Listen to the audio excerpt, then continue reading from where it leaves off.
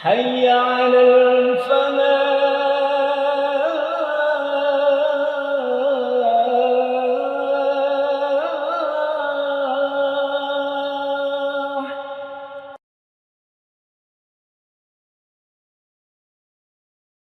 Bismillahirrahmanirrahim.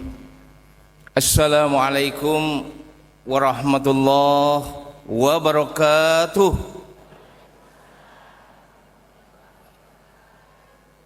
Alhamdulillahirabbil alamin. Alladzi an'ama 'alaina bi ni'matil iman wal islam wal ihsan. Asyhadu an la ilaha illallah wahdahu la syarikalah. Wa asyhadu anna Muhammadan abduhu wa rasuluhu la nabiyya ba'dah. Allahumma sholli wa sallim wa barik ala Muhammad wa ala alihi wa ashabihi wa man tabi'ahu bi ihsanin ila yaumiddin, amma ba'd. Alhamdulillah, kita bersyukur kepada Allah Subhanahu wa taala karena pada kesempatan di pagi hari ini kita bisa melaksanakan mudah akhir tahun, muhadarah akhir tahun, para muhtadun, orang-orang yang mendapatkan petunjuk di Masjid Al-Falah ini. Ini adalah bagian daripada nikmat yang telah diberikan Allah Subhanahu wa taala kepada kita karena adanya kesempatan waktu, adanya keluangan waktu yang Allah berikan kepada kita sehingga kita pun bisa untuk datang di tempat yang mulia ini. Dan mudah-mudahan ini menjadi salah satu di antara bagian nikmat yang harus kita syukuri. Karena rasa syukur yang kita berikan dari nikmat-nikmat yang Allah selama ini kasih kepada kita, cara bersyukurnya adalah dengan menempatkan nikmat itu kepada tempat yang dikehendaki oleh Allah, bukan maunya kita. Jika Allah berikan nikmat kepada kita, maka tempatkanlah nikmat itu kepada apa yang dikehendaki oleh Allah dan Rasulnya. Itu baru orang bersyukur kepada Allah. Bukan hanya sekedar mengucapkan kata terima kasih, alhamdulillahirabbil alamin. Tetapi semua apa yang kemudian dikehendaki Allah, semua apa yang diberikan Allah kita abaikan. Itu namanya orang yang kufur.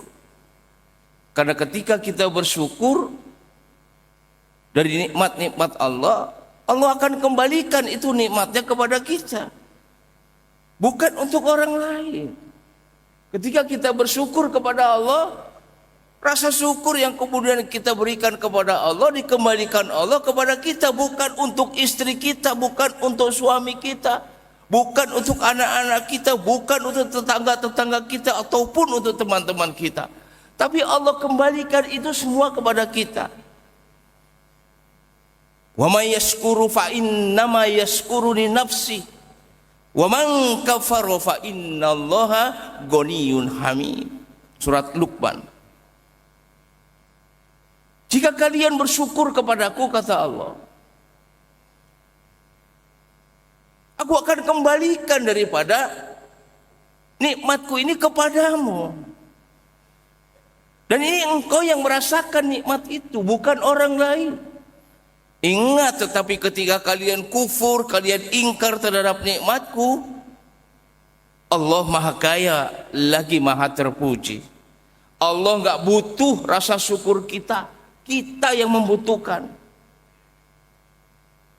Sekalipun penduduk dunia ini bersyukur kepada Allah semuanya, itu tidak akan menambah sedikit pun daripada kekayaan dan kekuasaan Allah. ataupun seluruh penduduk dunia ini kufur, ingkar kepada Allah, itu pun tidak akan mengurangi sama sekali sedikit pun daripada apa yang ada pada sisi Allah. Jadi jelas bahwa rasa syukur itu harus kita tempatkan dengan cara menempatkan kepada apa yang Allah mau dan kehendaki. Itu namanya orang bersyukur. Maka dengan itu Allah akan berikan, tambahkan nikmat-nikmatnya dan karunia-Nya kepada kita semua. Dan mudah-mudahan kita yang hadir pada kesempatan hari ini adalah bagian dari mereka, hamba-hamba Allah yang bersyukur kepadanya. Amin ya rabbal alamin. Bapak dan Ibu sekalian, hadirin hadirat yang dimuliakan Allah, sungguh sangat luar biasa testimoni yang disampaikan oleh saudara kita Bernardus, yang kebenaran namanya sama dengan nama saya. Bernardus itu nama baptis ya, yang diberikan dulu pastor ketika kita lahir. Mungkin dia berasal dari NTT ya, Nusa Tenggara Timur ya. Saya berasal dari Kota Malang, Jawa Timur. Kenapa saya pakai nama Bernardus? Itu yang juga saya heran. Kenapa? Karena waktu ngasih saya nama Bernardus, orang tua saya nggak pernah ngajak kompromi saya. Nggak pernah saya diajak musyawarah gitu. Tahu-tahu saya kemudian tahu dipanggil nama aja, Bernard gitu aja. Tapi orang tua saya nggak pernah ngajak kompromi, ngasih nama itu. Karena itu nama pemberian pastor waktu saya dibaptis. Nah, kalau dalam bahasa Indonesia atau bahasa Inggris itu sama. Bernardus itu bahasa Indonesia tetap Bernardus, bahasa Inggrisnya tetap Bernardus. Kalau dia lahir di Inggris tetap namanya tetap Bernardus. Tapi kalau dia lahir di Jerman namanya Bernhard. Kalau dia lahir di Italia atau Spanyol namanya Bernardo. Ya. Ini perbedaan bahasa saja semua, tapi sama. Yang berarti apa? Yaitu orang yang pemberani, orang yang benar-benar keberaniannya itu yang tidak terkira, sebagaimana yang disampaikan oleh Santo Bernardus sebagai penjaga kuil saat itu. Kemudian juga Bernardus itu bisa berarti beruntung. Orang yang beruntung itu Bernardus. Dan alhamdulillah walaupun saya berasal dari Kota Malang, sampai hari ini tetap masih beruntung terus. Biar kotanya aja yang Malang. Orangnya tetap beruntung dan pemberani. Ya. Ala kulli hal, syukran kasiron ala khidmatikum ya Bernardus. Bapak dan Ibu sekalian, sebelum Islam ini datang, kondisi masyarakat pada saat itu dalam kondisi jahiliyah. Kenapa dikatakan sebagai kondisi jahiliyah? Jahiliyah itu adalah bangsa di mana saat itu seluruh masyarakatnya itu banyak yang berperilaku masalah kebodohan. Bukan masalah kebodohan dengan ilmu pengetahuan. Artinya apa? Jahlul mereka itu. Bodoh dalam prinsip-prinsip bagaimana mereka melaksanakan ibadah kepada Allah secara benar. Makanya kemudian mereka dinamakan sebagai orang-orang yang jahiliyah. Orang-orang yang tidak paham, orang-orang yang belum mengerti bagaimana tata cara mereka ini beribadah kepada Allah Subhanahu wa taala secara benar. Nah, kapan itu terjadi?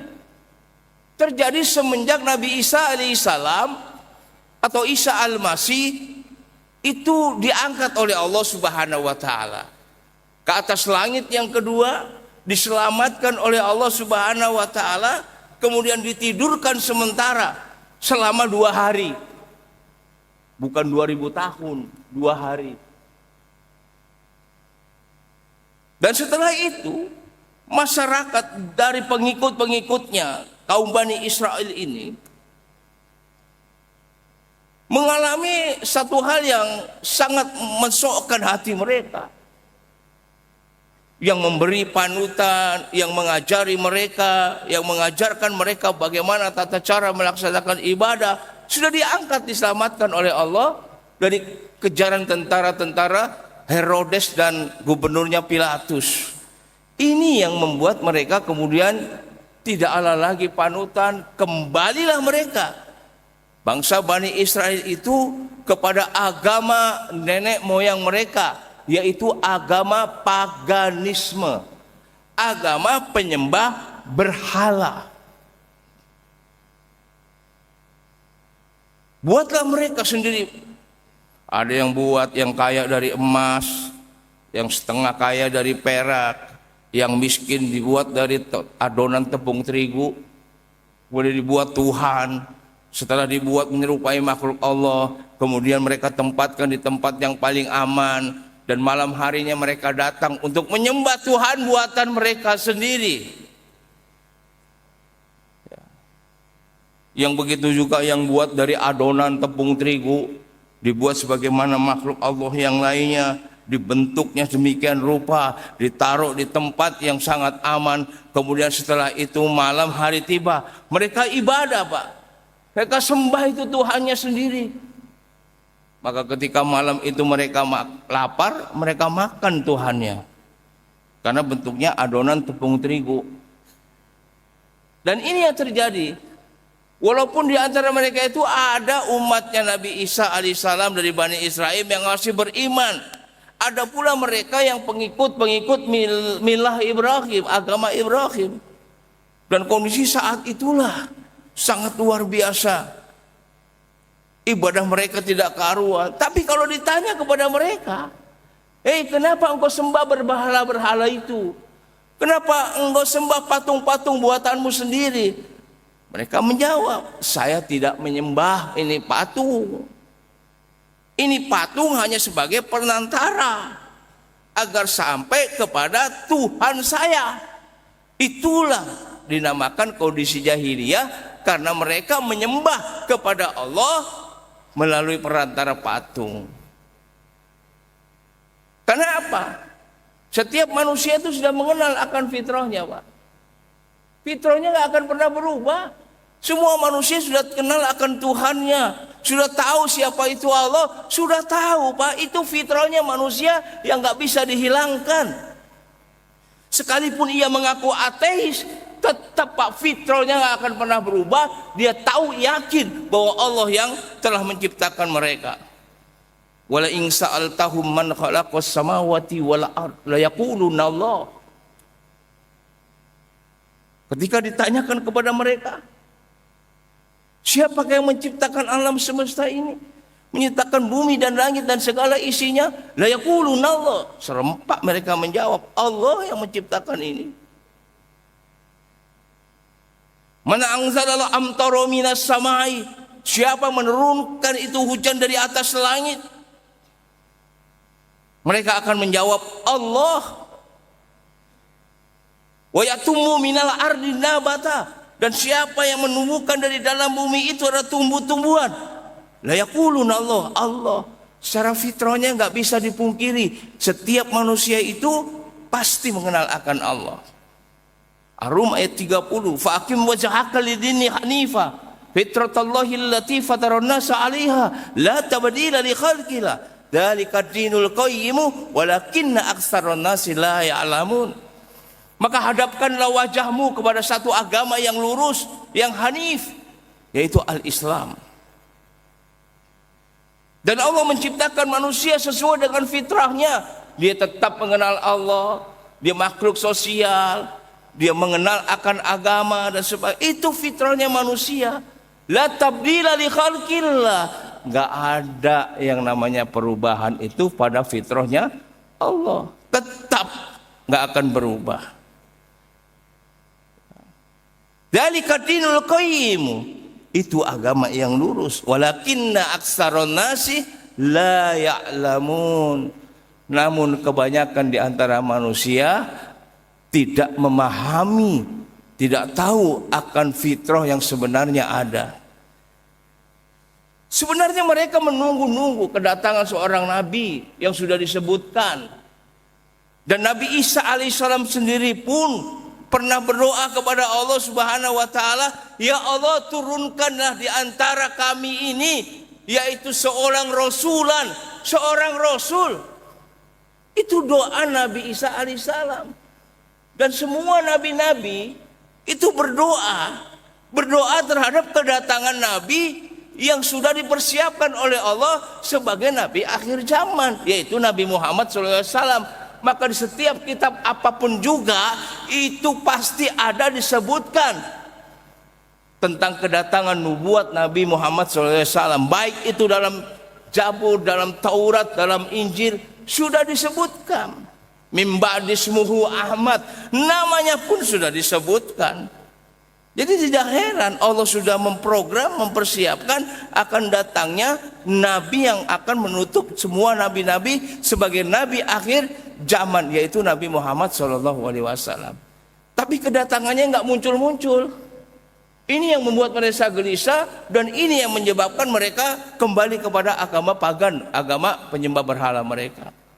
Namun dengan kasih sayangnya Allah Subhanahu wa taala, akhirnya Allah menurunkan apa yang sedang dinanti-nantikan oleh mereka. Walladzi arsala rasulahu bil huda wa dinil haq liyuzhirahu 'ala ad-dini kullihi walau karihal musyrikun wa kafa billahi syahida. Dialah Allah yang telah mengutus seorang rasul di tengah umat-umat yang pada saat itu menanti-nanti kedatangannya dengan membawa petunjuk dan agama yang hak untuk dimenangkan atas agama yang lainnya, walaupun orang-orang musyrik itu membenci apa yang ada pada Rasulullah SAW.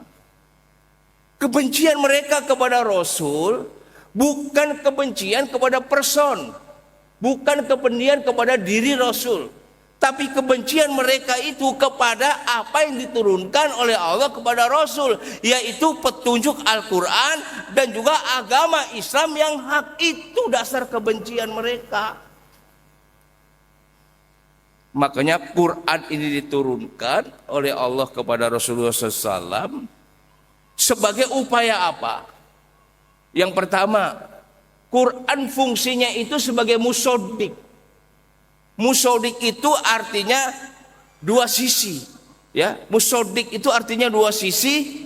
Yang satu ketika itu, sisi yang lain ketika Quran itu diturunkan membenarkan apa-apa yang telah dibenarkan oleh kitab suci mereka sebelumnya, ya.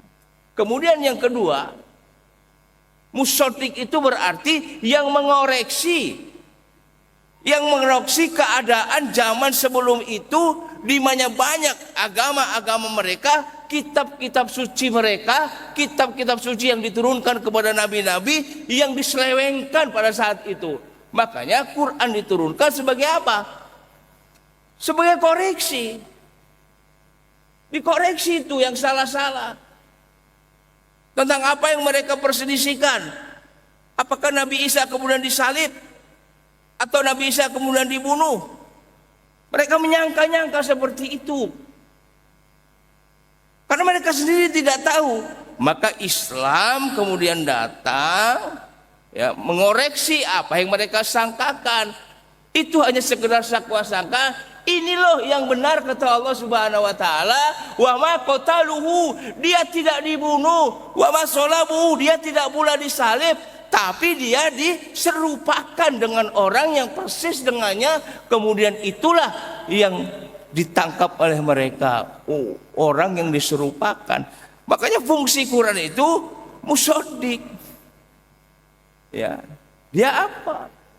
Mengoreksi apa-apa yang salah pada diri mereka. Termasuk ketika ada larangan dari semua agama, itu dilarang makan babi, dilarang berbuat riba, dilarang berzina, dilarang melakukan perbuatan-perbuatan yang mungkar. Dilarang oleh Allah di agama-agama apapun sebelum itu dilarang. Tetapi mereka otak-atik, mereka kemudian rubah-rubah daripada kitab suci mereka, yang pada akhirnya Quran terus menjelaskan bahwa babi itu haram, riba itu haram, berzina itu tidak boleh. Itu fungsi Qur'annya. Dan yang kedua, ketika Al-Quran diturunkan kepada Rasul sebagai mubayyinat. Apa itu mubayyinat? Yang menjelaskan sesuatu yang pada saat itu mereka kemudian tidak mengerti. Dijelaskan. Apa yang dijelaskannya? Dari perilaku-perilaku orang-orang yang terdahulu dari umatnya, para nabi-nabi yang diberikan kitab, baik itu Zabur, Taurat, Injil. Ya, dijelaskan oleh Allah Subhanahu wa taala. Rentetan kesalahan-kesalahan mereka, rentetan apa yang terjadi di antara mereka dijelaskan dengan gamblang. Maka Quran ini sebagai satu-satunya petunjuk hidup yang menjelaskan apa-apa yang terjadi pada saat dahulu. Maka 85% isi Quran itu karena berdasarkan apa? Berdasarkan sejarah umat-umat terdahulu. Quran ini 85% berisi tentang ayat-ayat yang menceritakan tentang kisah-kisah yang terjadi pada zaman yang terdahulu. 85%, makanya ada Quran surat yang bernama Al-Qasas. Surat yang menceritakan, menjelaskan tentang kejadian-kejadian yang terdahulu. Itulah fungsi Quran. Baru setelah Quran itu didatangkan, maka Masya Allah, itu sebagai petunjuk kehidupan seluruh umat manusia. Dan sekarang pembahasan kita, begitu juga Quran menjelaskan tentang bagaimana kisah Isa alaihissalam yang terjadi, kisah sebenarnya. Karena Quran itu adalah sejarah yang otentik, dasarnya fakta, kejadian yang waki, yang jelas, bukan reka-reka, bukan karangan-karangan para nabi-nabinya. Tidak, Quran itu menjelaskan tentang sejarah yang jelas, termasuk menjelaskan tentang bagaimana kisah Nabi Isa alaihissalam yang disebutkan dalam Quran itu. Nama kata Isa itu sampai 25 kali. Dibanding nabi-nabi yang lain, Nabi Isa itu dijelaskan oleh Allah Subhanahu wa taala itu sampai 25 kali. Nabi Muhammad saja tidak sebanyak itu, apalagi nabi-nabi yang lain. Ini karena apa? Betapa pentingnya sejarah Nabi Isa alaihissalam ini untuk diketahui. Kemudian Quran menjelaskan bahwa apa yang mereka sangkakan, apa yang mereka duga terhadap Nabi Isa alaihissalam itu sendiri ternyata banyak yang salah. Sehingga apa? Islam meluruskan, Islam menjelaskan, ini loh benarnya. Itulah fungsi Al-Quran. Ya. Nah, pembahasan masalah kita hari ini tentang Isa alaihissalam. Isa alaihissalam dan Yesus Kristus, apakah ini sama? Sebelum saya membahas ini, saya bertanya, apakah Isa alaihissalam dalam pandangan Islam itu sama dengan Yesus Kristus dalam pandangan Kristen? Sama atau beda? Hah? Beda. Beda. Ada lagi yang jawab lain? Ada lagi yang jawab lain? Hah? Ada lagi nggak yang jawab? Beda. Yang jawabnya sama. Ya. Dua-duanya, ya, dua-duanya benar. Yang jawab beda, ya ada beda. Yang jawab salah, ya jawabnya sama, gitu kan. Nah, mari kita lihat. Nanti Anda bisa simpulkan sendiri apakah Nabi Isa itu sama dengan Yesus Kristus. Nah, makna Isa, ya, makna Isa itu, ya, dalam Islam, ya, Isa itu asal kata dari bahasa Arabnya isou, isou. Maka kemudian orang Arab menyebutnya dengan Isa Al-Masih. Al-Masih itu gelar. Ya. Al-Masih itu gelar. Al-Masih itu diberikan Allah Subhanahu wa taala gelar. kepada Nabi Isa alaihissalam. Juga ada gelar lain Nabi Isa diberikan Allah. Yang pertama kalimatullah. Isa itu disebut sebagai kalimatullah.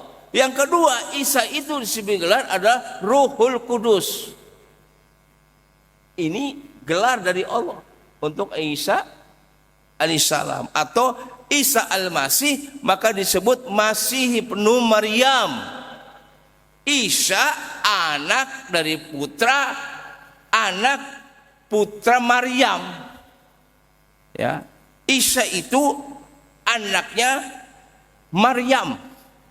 Maka di situ dikatakan sebagai Isa ibnu Maryam. Tapi kenapa nggak binti Maryam? Hah? Kenapa nggak binti Maryam?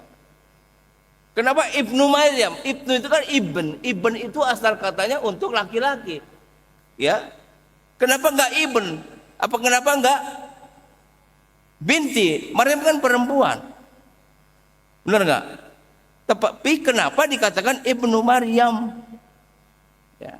Kalau Nabi Isa itu alaihissalam lahir, disebutkan kepadanya nasab. Nabi Isa alaihissalam itu lahir, disebut kepadanya yaitu nasab. Isa ibnu Maryam, Isa anaknya Maryam. Tapi Nabi Muhammad SAW ketika lahir disebutkan apa? Muhammad Rasulullah, tidak pakai nasabnya. Ya. Maka yang pertama bahwa Isa itu adalah seorang manusia biasa yang lahir dengan keadaan luar biasa, yang membawa kitab Injil untuk disebarkan kepada golongan Bani Israel saja, dan ia adalah seorang yang diberikan Allah Subhanahu wa taala sebagai seorang utusan Allah. Itu Isa menurut Islam. Ya. Kemudian Isa dalam pandangan Yahudi itu berarti Yesus. Ya, ini sebutan untuk pandangan orang-orang Yahudi. Isa itu disebut Yesus atau yang dikenal dengan Yosua. Itu nama Nabi Isa alaihissalam. Itu dalam kalangan Yahudi. Dalam kalangan Islam, Isa al-Masih, Isa ibnu Maryam. Kemudian dalam kalangan Nasrani, orang Kristen, disebut Isa itu adalah Yesus Kristus. Dan itu baru ditetapkan, kata Yesus Kristus itu asalnya bahasa Yunani, Kristos. Ya, Yesus Kristus baru ditetapkan Tuhannya bernama Yesus Kristus itu semenjak Konsili Nisea di tahun 2025 Masehi. Mereka konsili, ada konsili. Apa itu konsili? Kalau bahasa Indonesia itu ada mustama, ada musyawarah, ada munas gitu kan. Ada munas untuk menetapkan segala sesuatu. Berkumpullah para rahib-rahib mereka, berkumpullah para orang-orang suci mereka untuk menetapkan. Dan ternyata pada saat terjadi Konsili Nisea di zaman Kekaisaran Konstantin, ya, itu diadakan di Nisea. Nisea itu adalah kota yang ada di Turki. Disitulah mereka mengadakan konsili. Untuk apa? Menetapkan sesuatu hal yang disepakati bersama. Yang pertama, menetapkan Isa alaihissalam, Yesus Kristus itu sebagai Tuhan. Yang kedua, menetapkan kata Yesus itu sebagai nama Tuhan. Kemudian menetapkan agama Kristen itu sebagai agama mereka pada saat itu. Kemudian menetapkan juga lambang mereka itu berupa salib. Itu di Konsili Nisea. Ya, maka sampai hari ini mereka itu mengucapkan dengan nama Yesus Kristus. Tapi walaupun ada perbedaan di antara tiga agama ini, menurut Islam, Yesus Kristus itu adalah sama dengan Isa al-Masih. Benar enggak? Tapi apa? Ada persamaan, ada perbedaan. Maka saya katakan yang bilang beda bisa jadi benar, yang bilang itu sama bisa jadi benar. Karena apa? Karena di antara yang sosok manusia biasa yang dibicarakan dan menjadi tokoh sentral di agama Islam, di agama Yahudi ataupun di agama Nasrani, itu adalah sosok Isa alaihissalam menurut Kristen, Yosua menurut Yahudi, dan Yesus Kristus menurut Nasrani. Sebenarnya tidak ada sesuatu yang menjadi satu perbedaan yang besar. Ini satu orang tapi dibicarakan oleh tiga agama, Pak. Sosoknya sama, cuman bedanya dalam penerapan ajarannya. Lebih banyak perbedaannya daripada ajarannya. Ya. Ini karena hanya masalah biasa saja.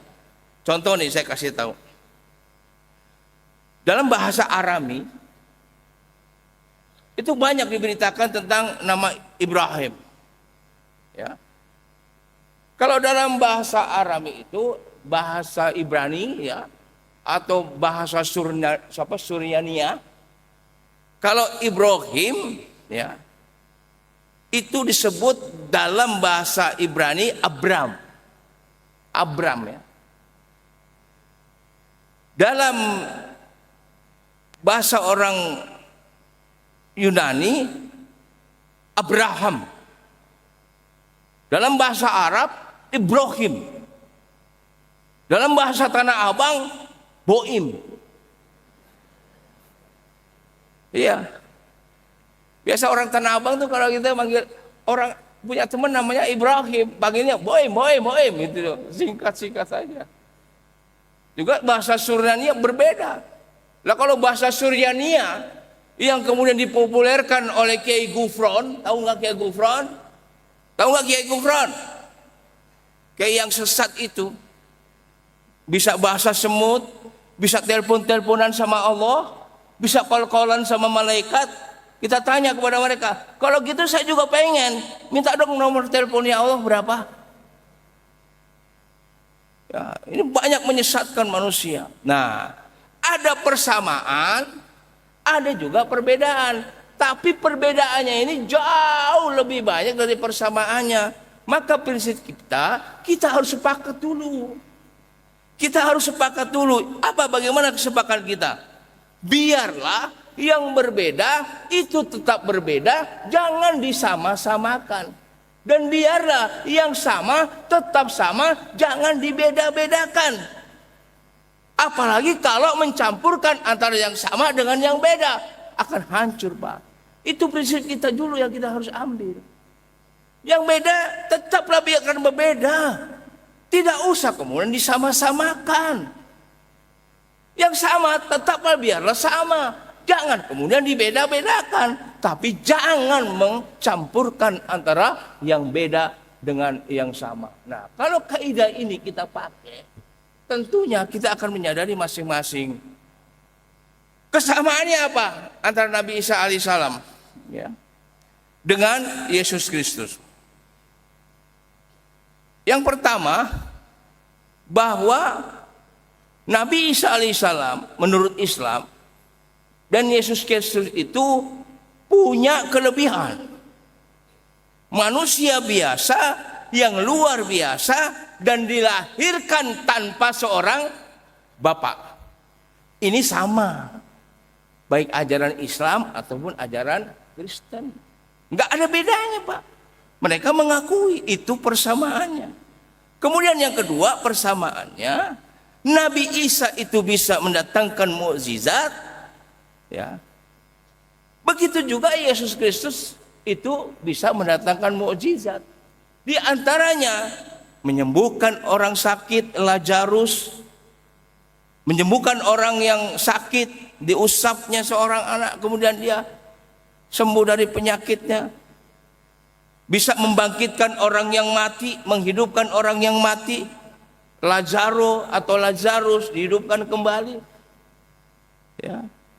Ini sama dalam ajaran Islam dan Kristen tentang Isa dan Yesus Kristus.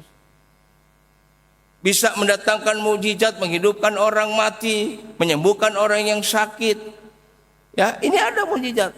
Kemudian juga memberikan, dapat mendatangkan makanan. Ini sama.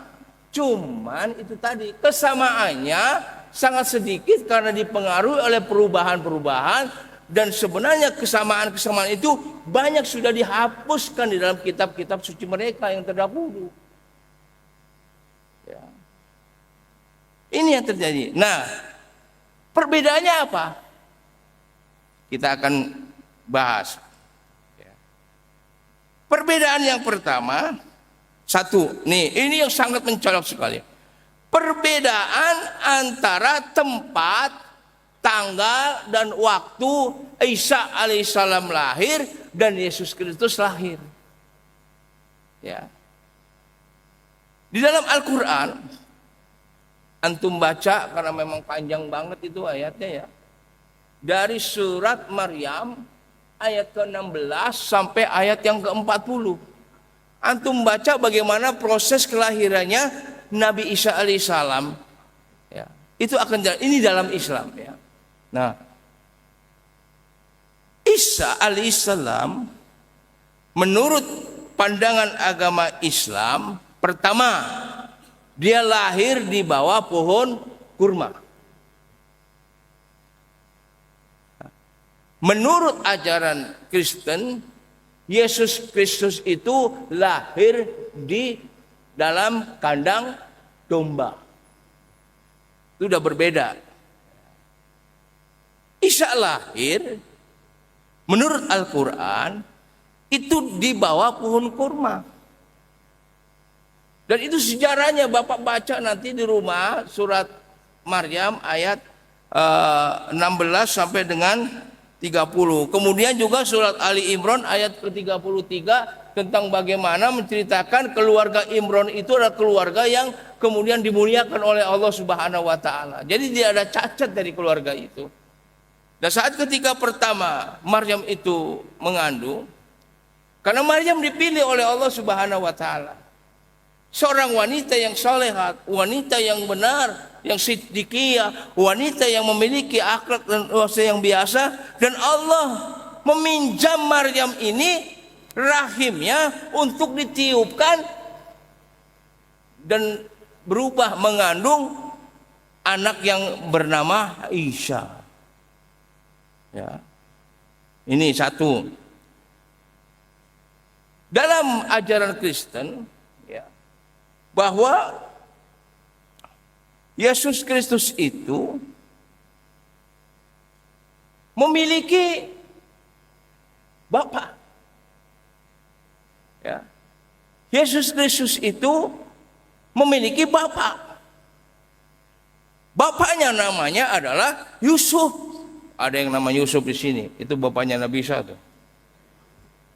Yusuf itu, ya, sebelum Nabi Isa alaihissalam Maryam dipilih oleh Allah Subhanahu wa taala untuk rahimnya dipakai untuk melahirkan seorang laki-laki yang luar biasa. Yusuf itu sudah bertunangan dengan yang namanya Maria.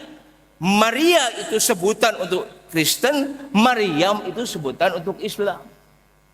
Ya. Tetapi dia nggak jadi menikah. Bahkan Maria atau Maryam itu tidak pernah disentuh oleh Yusuf. Makanya Yusuf itu bukan bapak biologis, tapi dianggap sebagai bapak dalam hukum. Makanya Yesus punya bapak yang namanya Yusuf. Maryam dalam ajaran agama Islam itu bersaudara dengan Nabi Zakaria.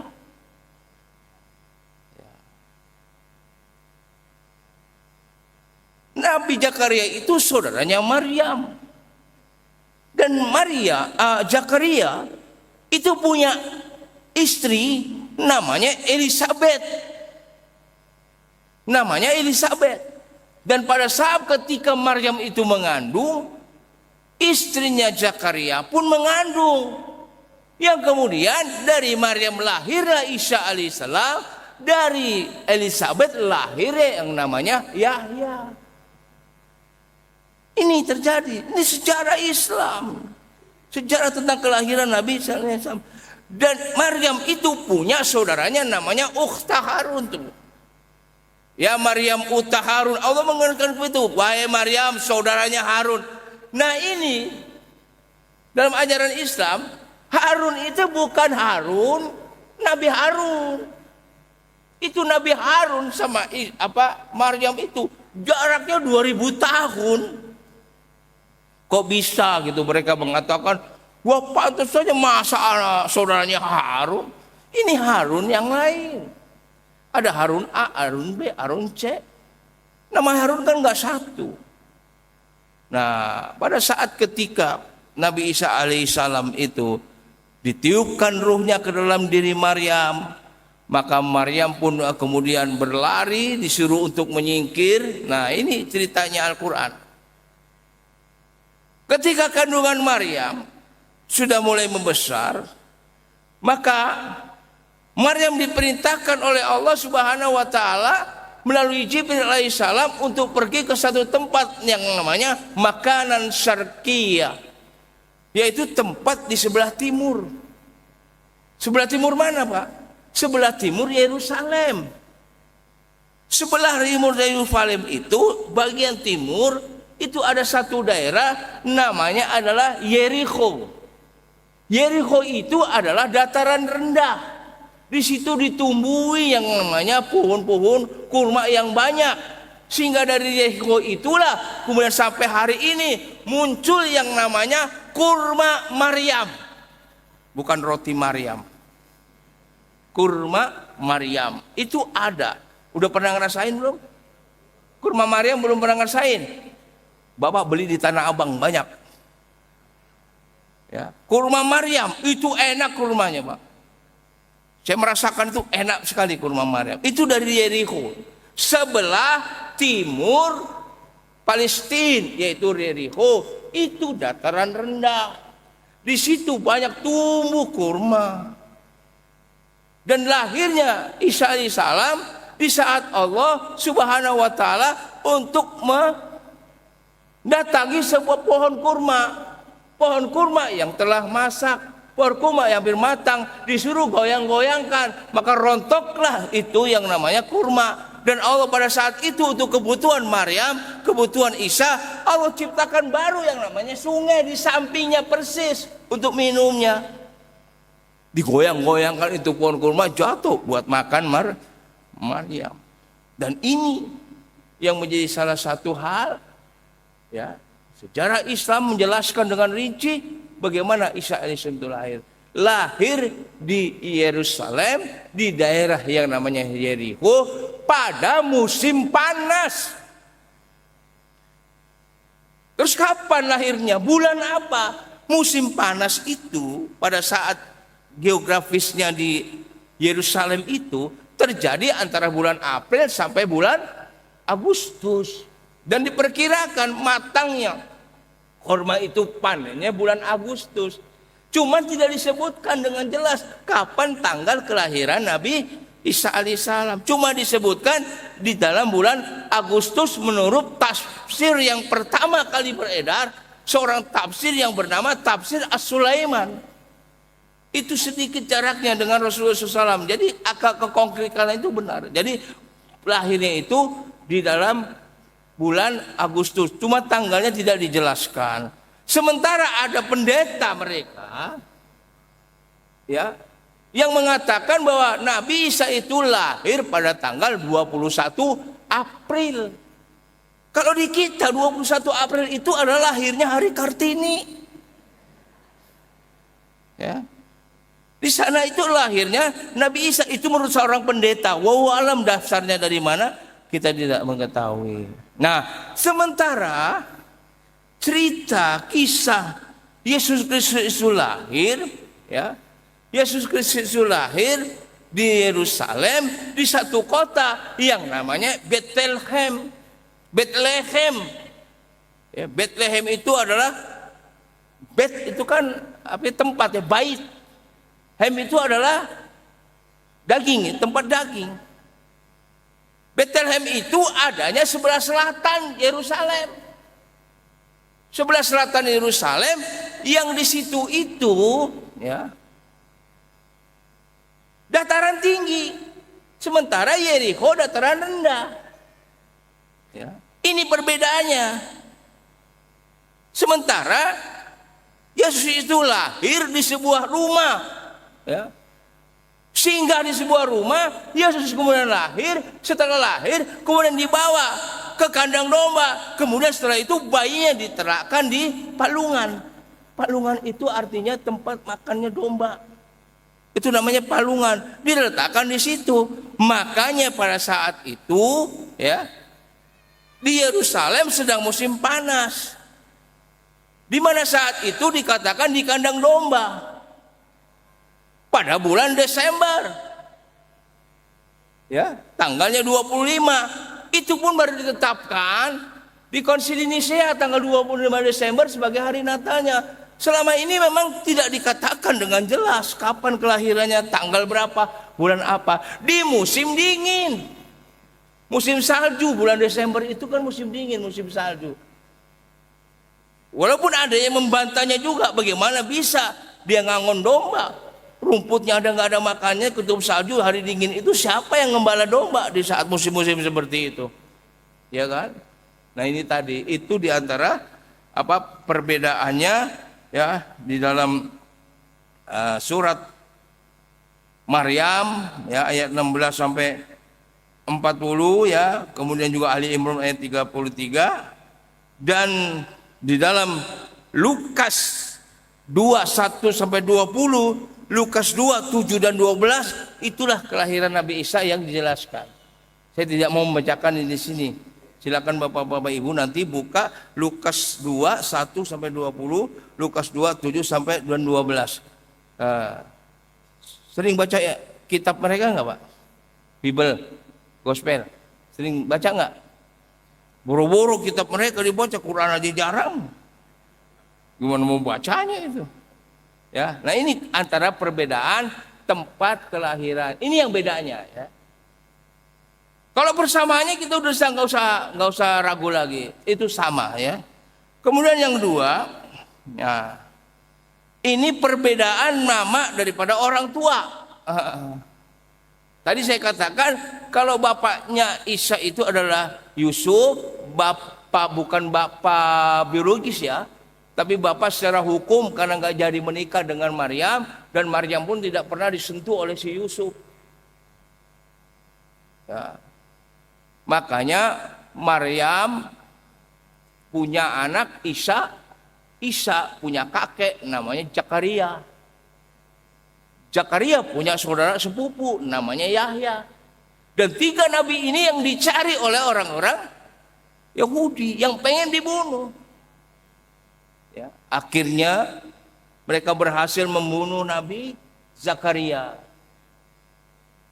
Nabi Zakaria kemudian diuber-uber, dia pergi ke tengah hutan, akhirnya sembunyi Pak di lubang kayu yang begitu besar. Dia masuk ke dalam kayu itu. Di situ ada iblis yang nyamar jadi manusia. Akhirnya ketika tentara Herodes itu datang dan orang-orang yang datang ini mencari Nabi Zakaria, akhirnya apa Pak? Iblis yang menyamar jadi manusia itu kemudian menunjukkan itu tuh Nabi Zakaria itu ada, Zakaria itu lagi ngumpet di pohon. Akhirnya dipanggil-panggil, hei Zakaria engkau keluar. Gak mau keluar-keluar Pak. Makanya kemudian setelah itu dipergaji itu dipotong Pak, digergaji sampai kena tubuhnya Zakaria terbelah. Darah kemudian mengucur dari aliran air itu. Itulah pembunuhan yang dilakukan oleh orang-orang Yahudi terhadap nabinya sendiri Zakaria. Bukan hanya itu, pengen membunuh juga anaknya Nabi Yahya, dicari Yahya kemanapun pergi. Akhirnya saat itu ya ketangkeplah Zakaria, Yahya. Akhirnya ketika ditangkap dipenggal kepalanya orang-orang Yahudi dan tentara-tentara Herodes. Dan kepalanya kemudian dipotong, diikatkan di kayu, kemudian ditancapkan sebagai apa? Bukti siapa yang menolak perintah-perintah dari Herodes dan juga orang Yahudi itu pasti nasibnya kayak Zakaria. Nabi Isa pun Herodes tahu ini ada nabi yang membawa mujizat.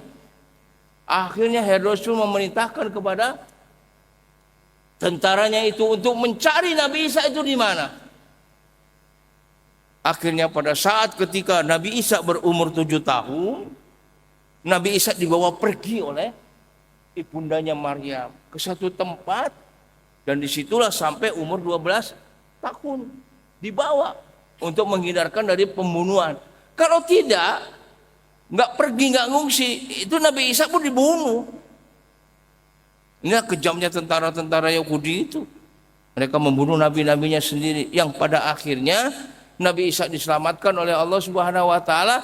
Makanya dalam sejarah Quran dan Bible, dalam Quran itu ceritakan Nabi Isa itu dari kecil sampai umur 30 tahun itu banyak mujizatnya. Sementara dari ajaran Katolik atau Kristen itu tidak diceritakan tentang bagaimana keadaan Yesus Kristus dari usia 12 tahun sampai 30 tahun. Baru ketika usia 30 tahun dikemukakan mujizat-mujizat yang diberikan oleh Allah kepada Yesus Kristus. Ya, ini perbedaannya, Pak. Ya. Ini yang menjadi satu hal buat kita, bahwa seluruh nabi-nabi Bani Israel itu dibunuh oleh mereka. Makanya Islam menjelaskan sejarah Nabi Isa AS dari mulai kecil, dari mulai sebelum dilahirkan sampai dia usia kecil, sampai usia 12 tahun, sampai usia 30 tahun, sampai diangkat menjadi nabi, sampai dia diwafatkan, itu ada dalam Al-Quran.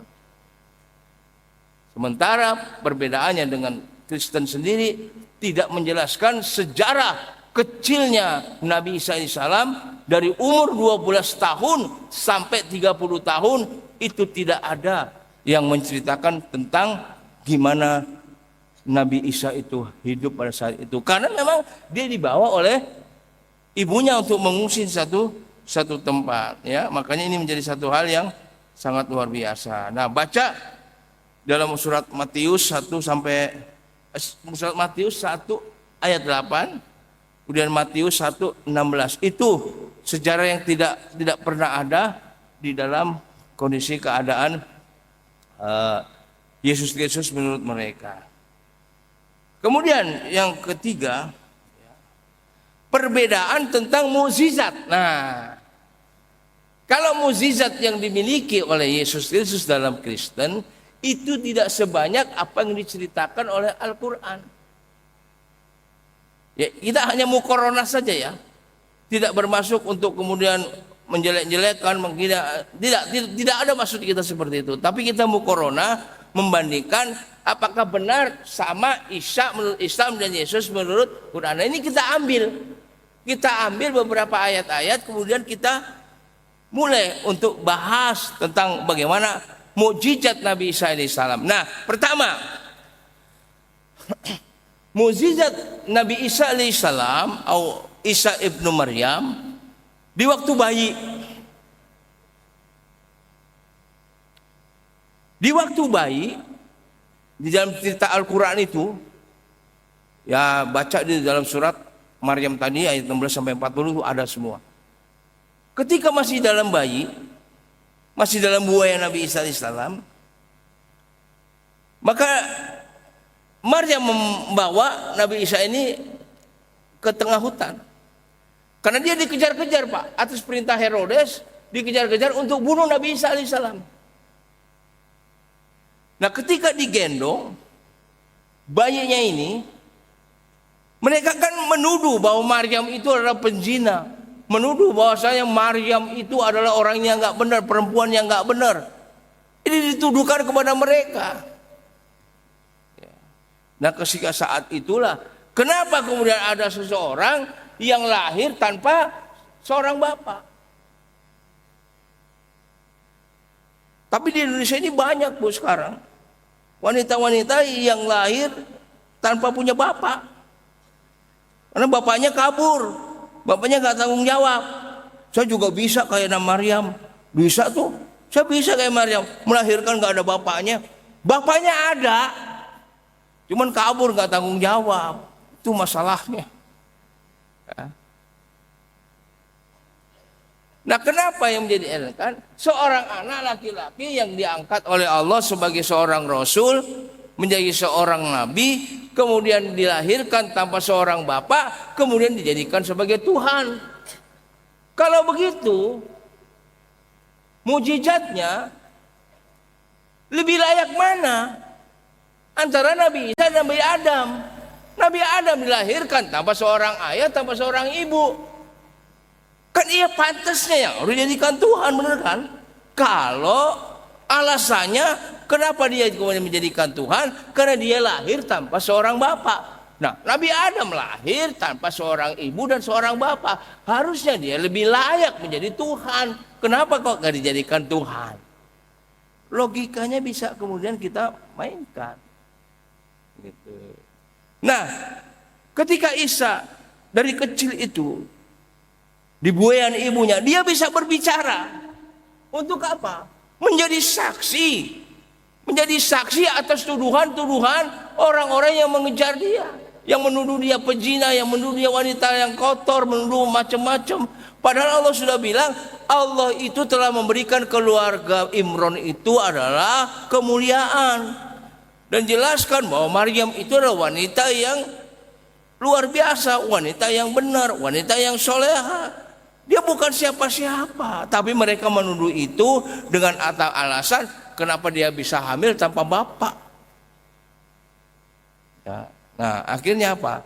Ketika tentara itu datang, orang Yahudi itu diperintahkan oleh Maryam untuk apa, Pak? Untuk puasa bicara. Jangan kau katakan apapun juga. Ini perintah malaikat Jibril atas perintah Allah. Hei Maryam, jangan engkau bicara apapun juga dan jangan engkau katakan apapun juga kepada mereka. Udah biarkan saja, diam aja, puasa ngomong. Ketika ditanya, dituduh macam-macam,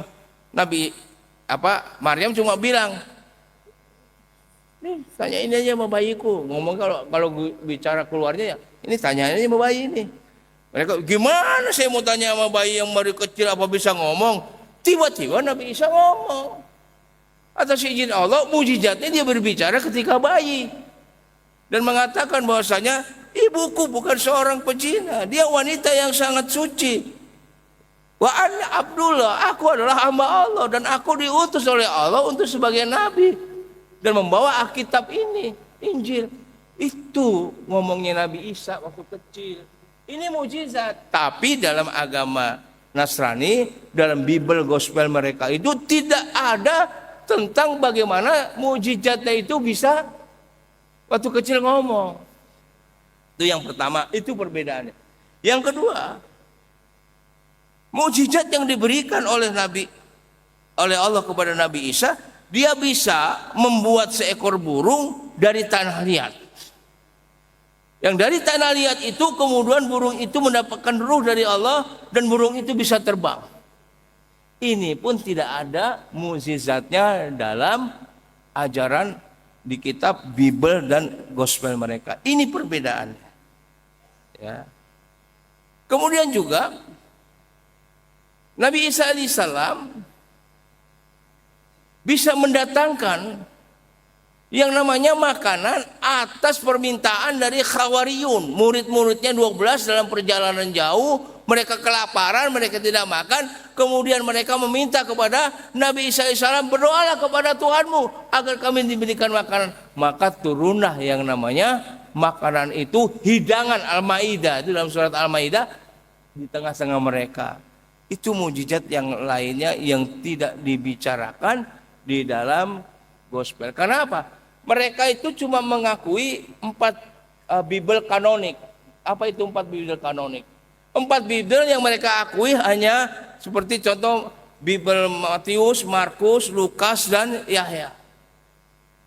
Ini yang mereka akui. Ya.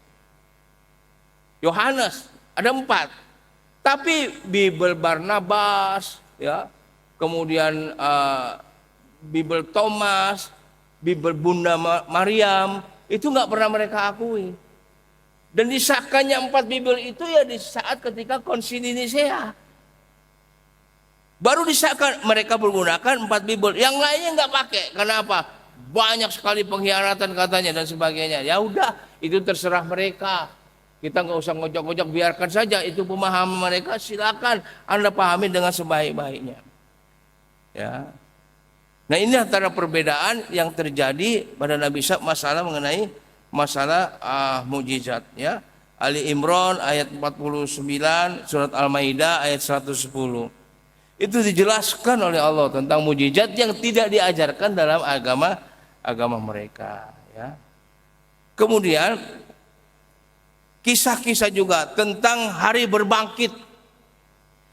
Islam tidak mengajarkan tentang kebangkitan Isa alaihissalam. Islam tidak mengajarkan tentang kenaikan Isa alaihissalam. Islam tidak pernah mengajarkan tentang penyaliban daripada Nabi Isa alaihissalam. Ya. Tapi di dalam Bible Gospel mereka itu diajarkan tentang hari kebangkitan, ya. Saat ketika Yesus Kristus 3 hari setelah disalib, kemudian dimakamkan, dan ketika dimakamkan, ya, pada hari ketiga kemudian Yesus Kristus mengalami kebangkitan. Pertanyaannya, apakah dia dibangkitkan atau bangkit sendiri? Kan dia Tuhan, punya kuasa. Harusnya bangkit sendiri, bukan dibangkitkan. Kalau namanya kebangkitan itu dibangkitkan atau bangkit sendiri? Hah? Makanya ada hari besar mereka namanya kebangkitan Yesus Kristus. Kalau dulu kebangkitan Isa Al-Masih. Ya. Pada hari sebelumnya, pada hari ke-8 Yesus Kristus lahir, itu disunat. Tapi setelah Paulus merubah itu semua, itu hilang. Dan 40 hari setelah itu, setelah kebangkitannya, 3 hari setelah disalib dikubur, kemudian bangkit, dan setelah 40 hari baru ada kenaikan Isa Al-Masih. Dan itu kita sama-sama yakini, Bu, bahwa Nabi Isa alaihissalam nanti diangkat. Mereka juga menakutkan Nabi Isa itu akan naik ke langit. Sama-sama, Bu. Tapi ketika turun pun sama-sama mereka mengatakan itu. Cuman turunnya Nabi Isa alaihissalam menurut Islam beda dengan apa yang kemudian diajarkan dengan mereka. Kalau Nabi Yesus Kristus turun ke bumi untuk menghakimi seluruh umat manusia, Pak. Ya, menghakimi seluruh umat manusia. Tapi Yesus Kristus menurut Islam, Isa alaihissalam turun ke bumi itu punya tugas. Tugasnya membunuh dajjal-dajjal. Tugasnya adalah mematahkan batang-batang salib, membunuh babi-babi, membunuh Ya'jud wal Ma'jud, dan mengajak umatnya itu untuk masuk kembali ke dalam agama Islam. Itu tugasnya Nabi Isa. Ya. Itu tugasnya Nabi Isa. Beda dengan tugasnya Nabi Isa menurut keterangan dari Bible. Dia akan menjadi hakim seadil-adilnya untuk menghakimi umat manusia. Ya. Cuma naiknya, turunnya sama ada, benar. Terus dan dimasuk kebangkitannya itu, ini saya akan apa ya? Akan cerita tentang bagaimana proses ketika Isa itu diangkat oleh Allah Subhanahu wa taala. Walaupun dalam Bible Barnabas itu jelas sekali ya, dicitrakan itu dari pasal 1 sampai dengan 7, itu luar biasa Pak ceritanya tuh. Walaupun Bible Barnabas ini bukan Barnabas yang menulis tuh. Ya. Barnabas ini adalah murid yang dari Khawariyun yang selalu dekat dengan Isa, dan dia orang yang cerdas. Nah, saat nih ketika Nabi Isa alaihissalam berada di satu rumah karena dikejar-kejar tentara Pilatus dan Raja Herodes, maka ia pun masuk ke rumah itu bersama dengan kurang lebih 14 orang murid-muridnya dan satu termasuk Isa alaihissalam. Dan ketika mereka masuk ke tempat itu, ya, Nabi Isa berkata, siapa di antara kalian yang hari ini dirinya bisa ditukar dengan surga? Tidak ada tuh yang ini, cuma satu orang pemuda nunjuk, saya katanya. Sampai 3 kali dia terus yang nunjuk. Saya akan mau menggantikannya. Maka Yesus mengatakan, janganlah kalian percaya kepada ada orang di antara kalian yang berkhianat dengan mau dibayar ditukar dengan 30 rupiah perak, dan dia memberitahukan di mana aku berada dan di mana aku bersembunyi. Nah, lantas kemudian setelah itu ya mulai proses bagaimana penaikan Isa Al-Masih. Yudas Al-Iskariot, seorang murid salah satu Hawarium, ini tertarik, Pak. Karena diceritakan di dalam Bibelnya mereka juga, Yudas ini orang yang tamak, orang yang rakus. Walaupun dia termasuk bagian daripada muridnya Nabi Isa. Dia tergiur. Itu yang Isa alaihissalam sampaikan, janganlah kalian ini tertipu dengan orang-orang yang berkhianat kepadaku, yang memberitahukan di mana tempat persembunyianku. Itu perkataan Isa, perkataan Yesus Kristus. Tapi Yudas kemudian menginginkan dengan diberikannya imbalnya 30 keping ya, uang perak. Ya. Akhirnya setelah selesai Yudas keluar. Maksudnya siapa? Ingin memberitahukan kepada Herodes bahwa Isa itu ada di dalam. Sementara Herodes dari luar itu sudah berteriak-teriak, "Hei Isa, keluarlah kamu. Aku sudah tahu engkau ada di dalam." Semua murid-muridnya ketar-ketir, Pak.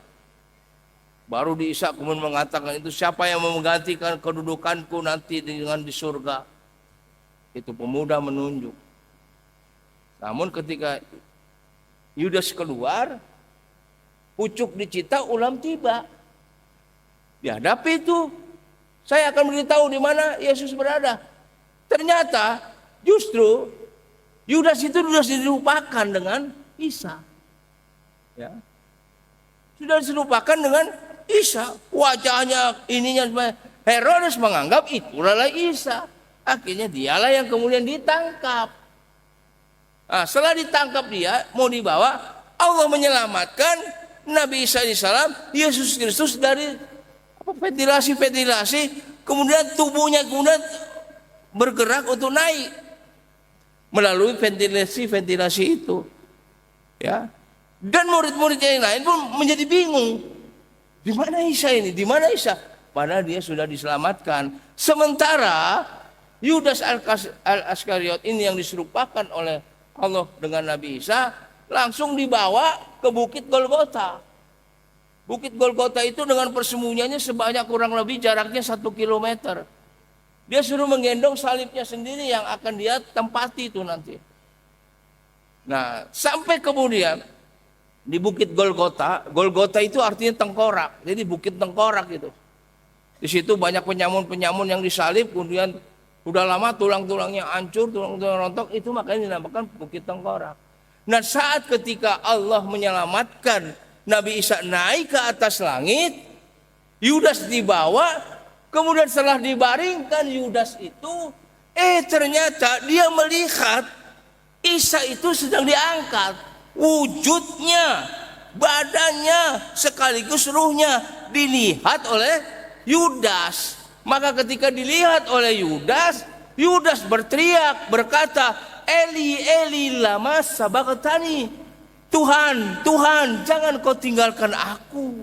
Itu perkataan Yudas. Kenapa dia mengatakan Eli, Eli, lama sabaqtani? Karena dia melihat Yesus Kristus, Nabi Isa itu sedang diangkat oleh Allah ke atas langit. Menurut pemahaman mereka, Yudas itu bersama Allah diangkatnya ke atas langit dan sekarang duduk di surga bersama Allah. Dia duduk di sebelah kanan Sang Bapa. Mentara Isa mengatakan bahwa Isa alaihissalam tidak di dalam surga. Karena sampai hari ini surga masih kosong. Ya. Tapi dia diangkat ke Langit yang kedua, saat ketika, buktinya apa? Dalilnya apa? Ketika Rasulullah SAW Isra dan Mi'raj, Rasulullah SAW diajak malaikat Jibril untuk menemui para nabi-nabi dari langit yang pertama sampai langit yang ke-7. Dan pada langit yang kedua, Rasulullah mengatakan, idza sa'utu sama insania, ketika saya diajak Jibril sampai ke langit yang kedua, saya dipertemukan dengan Isa. Artinya bahwa Nabi Isa juga, pemahaman kita juga bahwa Nabi Isa itu di surga sekarang ini bersama dengan Allah, itu tidak benar pemahamannya.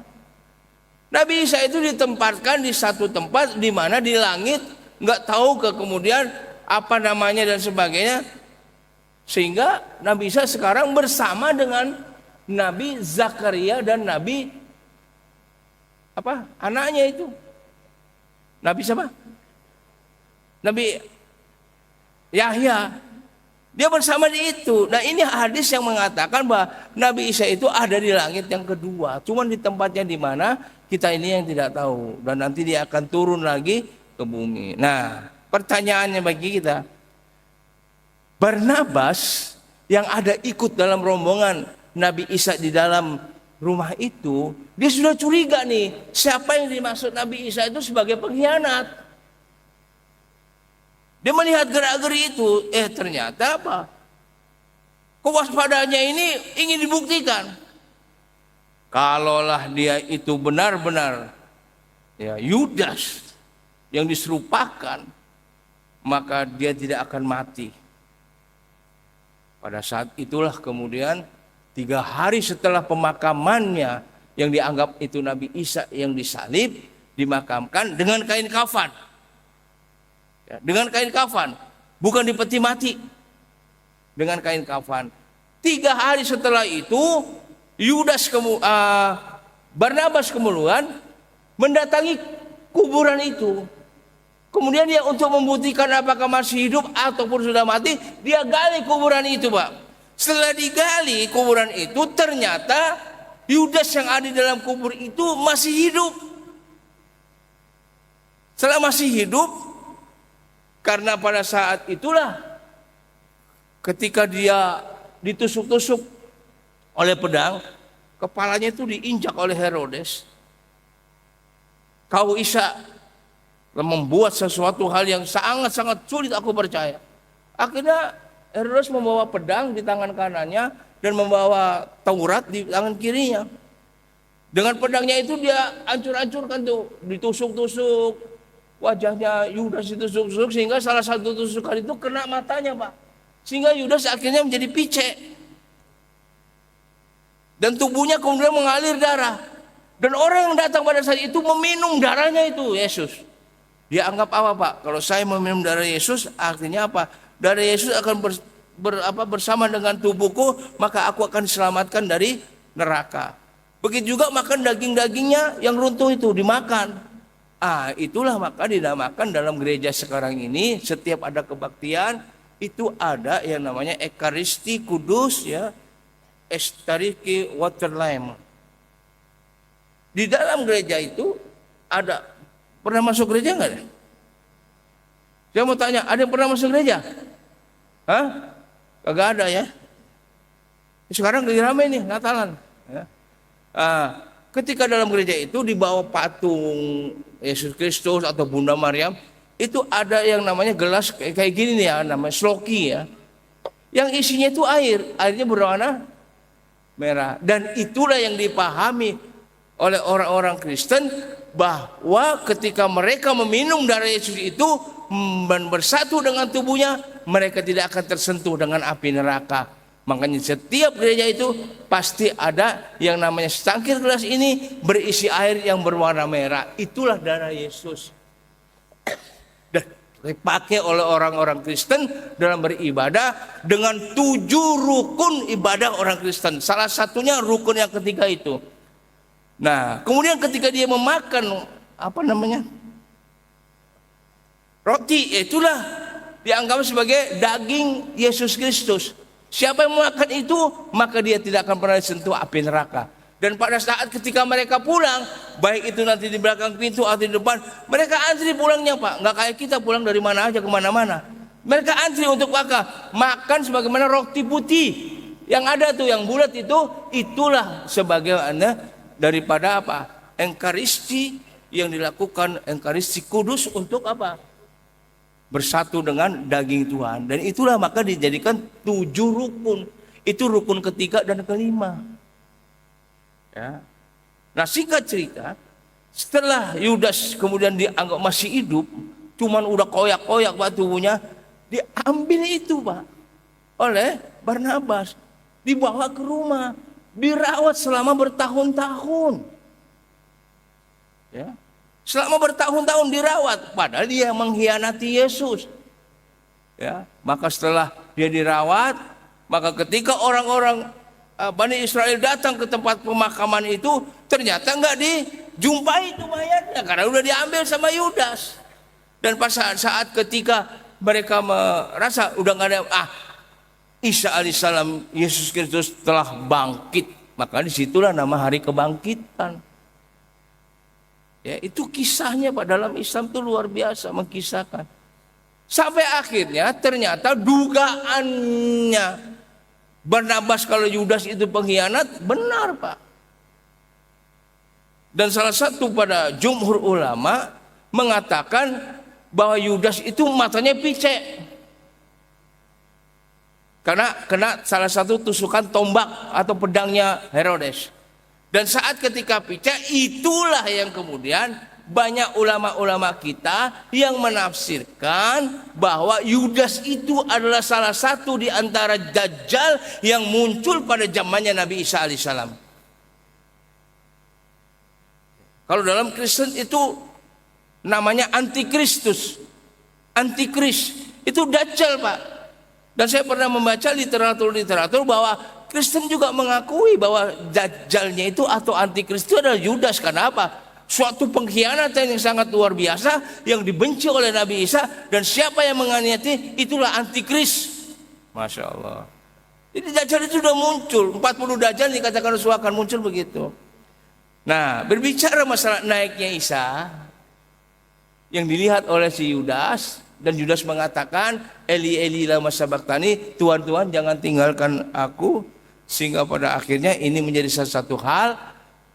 Isa diselamatkan, dijelaskan oleh Quran, mereka menyangka disalib, dibunuh, tapi dia diselamatkan dengan salah satu muridnya, dan akhirnya dia sampai kepada Allah di tangan. Nah, berapa lama? Ini yang bertanyakan lagi oleh mereka. Lah bagaimana Isa akan turun lagi? Isa akan turun lagi 2000 tahun semenjak Isa diangkat sampai hari ini. 2000 tahun. Dia kalau turun lagi ke dunia ini, paling mukanya udah tua banget, jenggotnya udah panjang, rambutnya. Jangan salah, Quran lagi memberikan penjelasan bahwa Nabi Isa alaihissalam itu sekarang sedang tidur, bukan dimatikan. Irfa'u wa fafahu, diangkat, ditidurkan sementara, bukan dimatikan. Nabi Isa belum mati sampai ini, cuma ditidurkan sementara. Nanti di akhir zaman dia akan turun bersama Imam Mahdi, menguasai dunia, Islam akan berjaya. Tugasnya membunuh Dajjal-Dajjal, mematahkan batang-batang salib, membunuh babi-babi, dan mengajak umat Islam untuk bertauhid. Dan ia turun di salah satu tempat di Damaskus, ya, di Suriah, di salah satu tempat di mana ada menara putih. Dan sebelah menara putih itu ada masjid namanya Masjid Umayyah. Dan Masjid Umayyah inilah yang dipakai oleh tentara-tentara pemberontak dari Bashar al-Assad. Oposisi tentara yang menggunakan basis mereka berkomando di Masjid Umayyah. Disitulah Nabi Isa diturunkan, tapi bukan sebagai seorang nabi dan rasul. Dia diturunkan sebagai manusia biasa karena doanya dia pula. Dia mengatakan begini, ya Allah, turunkanlah nanti di antara aku ini rasul dari kalangan kami, dan aku akan menjadi pengikut daripada Nabi Muhammad SAW. Aku ingin menjadi umatnya Nabi Muhammad SAW. Dan benar doanya dikabulkan oleh Allah. Dia menjadi umatnya Nabi Muhammad, bukan menjadi Nabi dan Rasul. Dia memimpin bersama Imam Mahdi, membunuh Dajjal-Dajjal dan tentara-tentara Dajjal. Dan akhirnya Nabi Isa pun menjadi seorang manusia biasa lagi, menjadi umatnya Nabi Muhammad SAW. Dan dia menikah di bumi. Dia menikah di bumi. Rupanya enggak berbeda. Kenapa? Karena Allah berjanji mengatakan, ya kan? Apa? Inna yauman, sesungguhnya satu hari, ya. Satu hari itu di dunia ka alfi sanatin mimma ta'udun. Satu hari di dunia itu hitungannya 1000 tahun di akhirat. Lah kalau Nabi Isa alaihissalam tidur saat ini 2000 tahun hitungan dunia, berarti Isa alaihissalam itu baru 2 hari tidur. Kan benar Islam itu menjelaskan, Quran itu menjelaskan. Masya Allah, luar biasa banget ini Al-Quran. Saya tertarik untuk mempelajari Al-Quran, mempelajari dengan sungguh-sungguh Al-Quran, sehingga saya mendapatkan hidayah. Itu karena Quran itu ilmiah, sangat-sangat ilmiah, bisa dipertanggungjawabkan dengan secara ilmiah. Wah, 2000 tahun lama banget Nabi Isa tidur. Bukan 2000 tahun Nabi Isa tidur, cuma 2 hari menurut hitungan Allah Subhanahu wa taala. Karena apa? Satu harinya itu di dunia itu sama dengan 2000 tahun di akhirat. Kalau dari tahun dulu 2000 tahun ke belakang, berarti Isa itu tidur cuma 2 hari. Makanya kan orang-orang beriman ketika bangkit daripada kubur untuk diminta pertanggungjawaban Allah, 1 hari hitungan di dunia. Oh, 1 hari itu maaf terbalik. Ini saking semangatnya itu balik-balik. 1 hari hitungan akhirat itu 1000 tahun hitungan dunia. Itu yang benar tuh, ya. Nah di itu aja, di delete ya.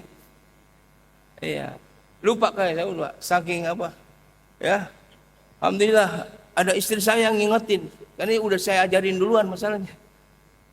Ya, dan ini yang menjadi satu hal. Jadi Isa itu tidur cuma 2 hari. Hitungan akhiratnya luar biasa ya. Ini maka ilmiah sekali itu Quran ya. Nah, makanya sebagai apa? Jawaban daripada apakah Isa Yesus itu sama dalam Islam dan kisah, saya mengatakan Isa alaihissalam dan Yesus Kristus dalam ajaran Kristen itu sama, satu orang yang sama ya, tidak ada dibeda-bedakan. Mau diganti itu kenaikan Yesus Kristus silakan, karena kita mempercayai Yesus Kristus sebagai Isa alaihissalam. Mau diganti kayak apapun Isa alaihissalam, benar kita mempercayai juga Yesus Kristus itu adalah Isa. Dan inilah jawabannya, dan mudah-mudahan ini menjadi satu manfaat bagi kita, dan mudah-mudahan Allah berikan yang terbaik buat kita. Mari kita tutup dengan doa, mudah-mudahan Allah memberikan yang terbaik buat kita. Bismillahirrahmanirrahim. Alhamdulillahirabbil alamin. Ar-Rahmanirrahim, Maliki yaumiddin.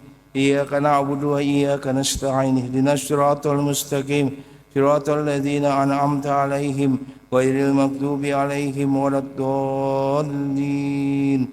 Amin. Allahumma ighfirlil mu'minina wal mu'minat wal muslimina wal muslimat al ahya'i minhum wal amwat ya qadiyal hajat. Allahumma rabbana zalamna anfusana wa illam taghfir lana wa tarhamna lanakunanna minal khasirin. Rabbana faghfir lana dzunubana wa kaffir anna sayyi'atina wa tawaffana ma'al abrar.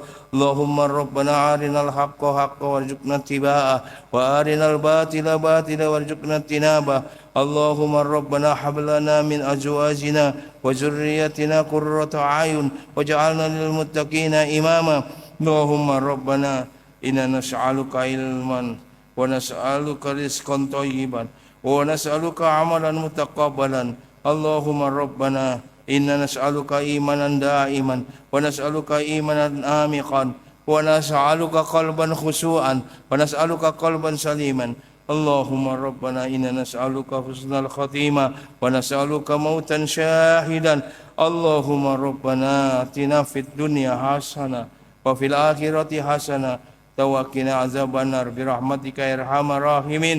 اللهم ربنا انصرنا المجاهدين في كل مكان ومجاهدين في فلسطين ومجاهدين في رافع ومجاهدين في غزة ومجاهدين في لبنان ومجاهدين في سوريا ومجاهدين في العراق وفي إيران وفي بلادنا أندونيسيا. اللهم ثبت أقدامهم وانصرنا على القوم الكافرين. اللهم ربنا هب لنا من أزواجنا وذرياتنا قرة أعين واجعلنا للمتقين إماما. ربنا آتنا في الدنيا حسنة وفي الآخرة حسنة وقنا عذاب النار برحمتك يا أرحم الراحمين. الحمد لله رب العالمين.